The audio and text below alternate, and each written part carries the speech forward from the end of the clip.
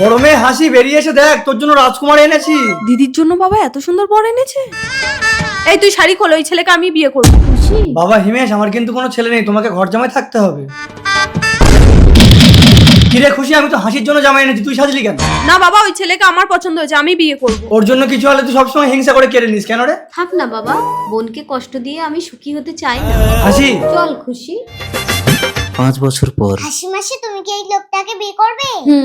এই তো লিয়ে আয়, চলে আয়। আমি তোমাকে রাজরানী করে রাখবো হাসি।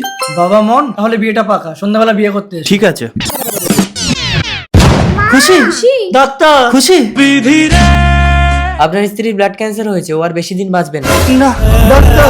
খুশি, কিচ্ছু হবে না খুশি। হিমেশ, খুশি। আমার তো ব্লাড ক্যান্সার হয়েছে, আমি তো বেশি দিন বাঁচবো না, তুমি আমার দিদিকে বিয়ে করে নাও।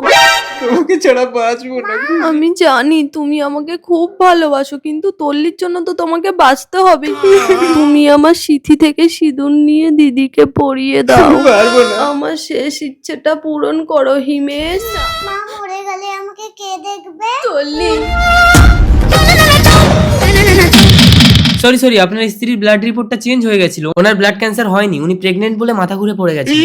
কিছু হয়নি আমার। এই দিদি, তুই সিঁদুর মুছে দে। না, আমি এই সিঁদুর মুছবো না, তো স্বামীর ভাগ আমাকে দিতে হবে না। দিদির জীবনটা নষ্ট করে তো আশা মিটেছে তো? না, আমার দিদির বিয়ে হয়ে গেছে।